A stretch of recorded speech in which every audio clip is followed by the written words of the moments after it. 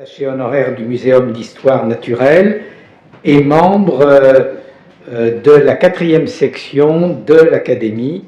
Elle va vous parler de Masques de feuilles en pays Bois-Bas, un patrimoine vivant. Je vous cède la parole pour lancer le film. Merci de tout ce que vous avez fait.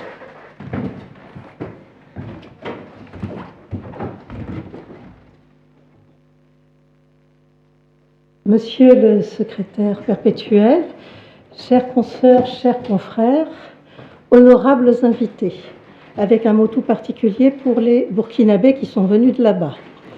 J'ai un grand plaisir à vous parler de cette exposition sur les masques de feuilles dont je vais vous retracer un petit peu la genèse. Donc, comme vous venez de le voir dans l'exposition, ce sont des masques constitués de matériel végétal éphémères et qui sont donc pas souvent présentés dans les collections. Donc ils appartiennent au Bois-Bas.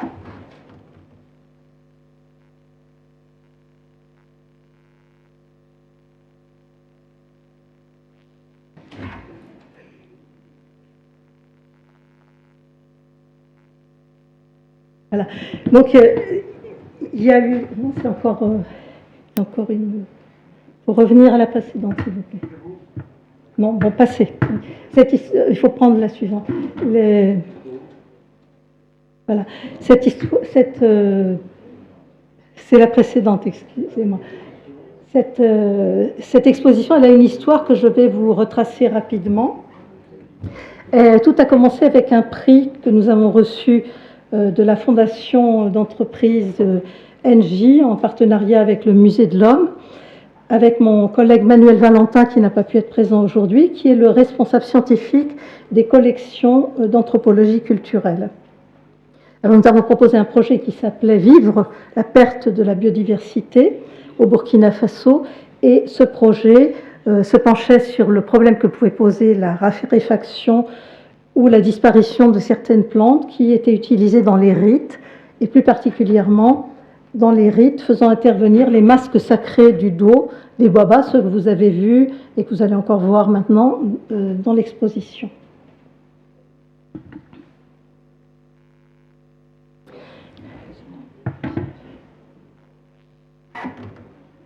Voilà. Alors il y avait un arrière-plan de ce projet. C'est un gros travail de terrain qui a commencé avec des équipes de l'IRD sur des thèmes écologiques dans cette région en 1991, pendant 6 ans. Puis j'ai poursuivi seul quand le programme a été fini dans la même région en devenant ethnologue jusqu'en 2019. Il y a également eu des travaux de Camille Devino en ethnomusicologie dans cette région. Donc c'est comme ça que le projet est né on a fait des études avec ce prix et on a aussi prévu une exposition à présenter à Ouagadougou. Alors, il y avait aussi un partenariat institutionnel pour ce projet. Et là, c'est plutôt la part de Manuel Valentin. Tous les chercheurs qui travaillent au Burkina sont sous la tutelle scientifique du Centre national de la recherche scientifique et technologique. Donc là, ça allait de soi. Et puis, il y avait aussi un des instituts de ce centre national, l'INSS, l'Institut des sciences et des sociétés, qui était en train de lancer un laboratoire sur le patrimoine, ce qui a permis de faire une collaboration beaucoup plus active. Et il y avait bien entendu aussi les institutions muséales du pays. Et alors, finalement, tout ça a donné, au lieu d'avoir simplement une exposition sur les masques de feuilles et des photos, on a eu un projet beaucoup plus vaste.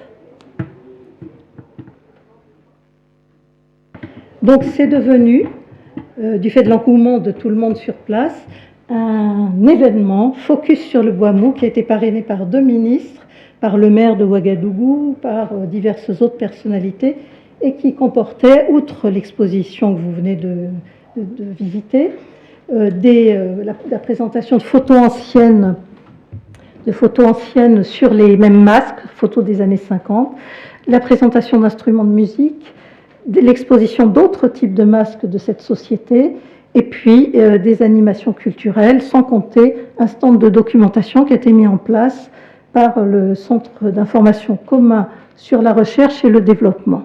Donc tout le monde a coopéré pour cet événement qui a duré plusieurs jours. Alors, dans le cadre de Focus sur le bois mou, on nous a également demandé de réaliser une petite vidéo d'une dizaine de minutes pour recontextualiser les masques dans leur contexte social et culturel. Donc on va vous montrer cette petite vidéo tout de suite.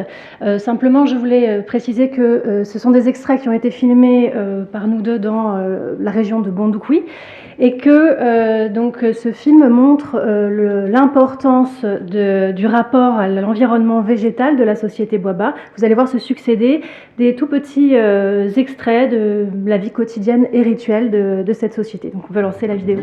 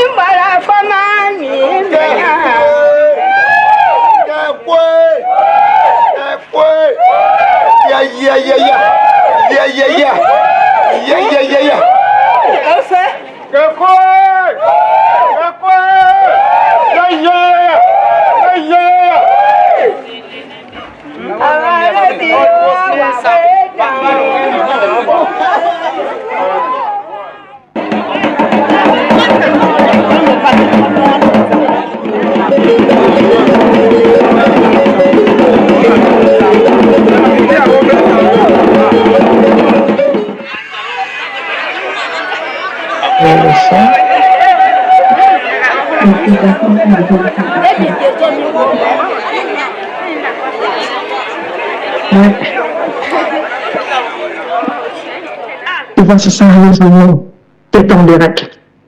Tu vois? Je suis connectée.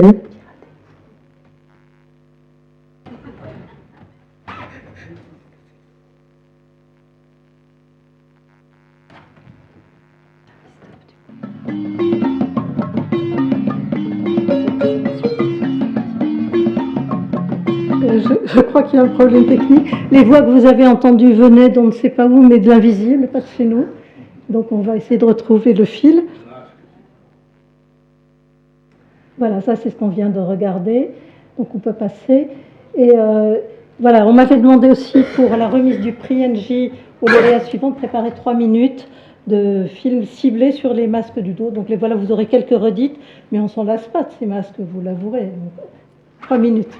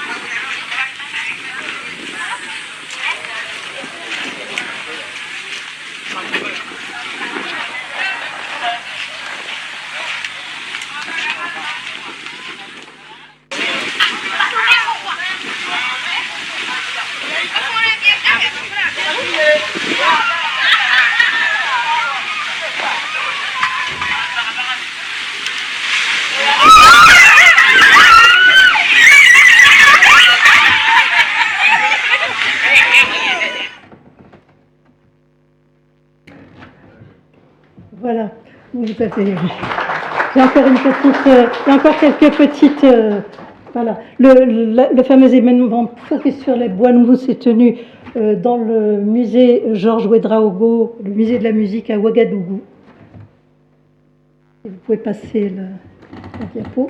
Voilà, donc à côté de cette exposition sur les masques de feuilles, le musée de la musique avait fait une sélection des instruments de musique bois-bas qui étaient donc donnés aussi en exposition. Donc j'ai eu le plaisir de pouvoir faire les petits descriptifs de ces instruments.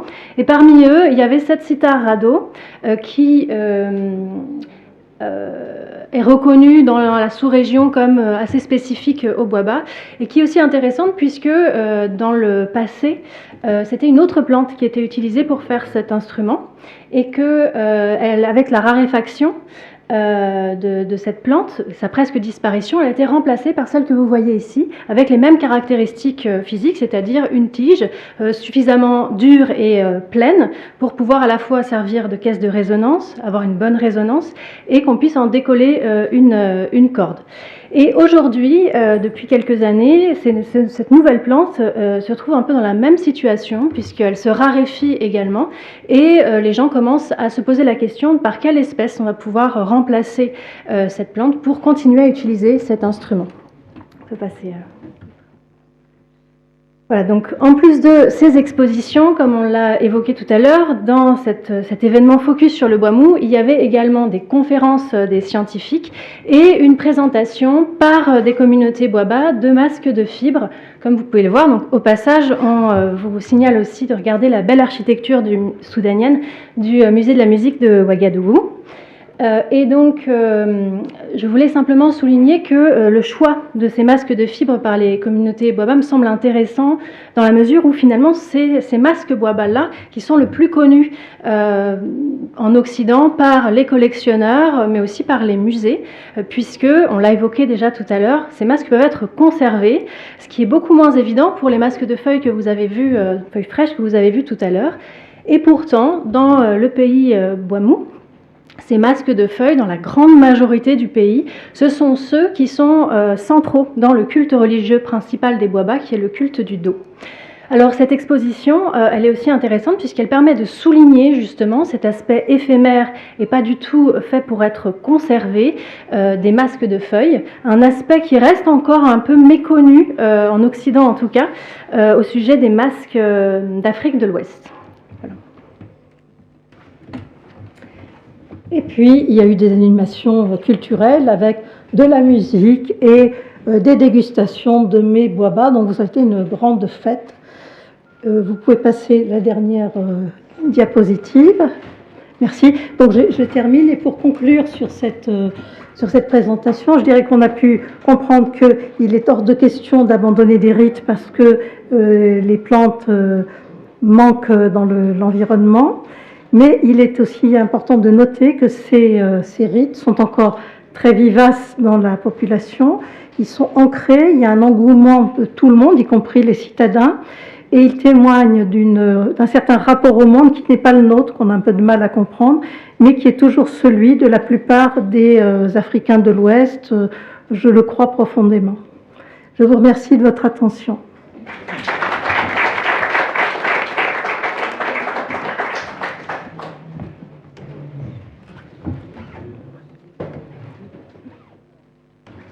Je crois qu'on n'a pas trop le temps pour des questions.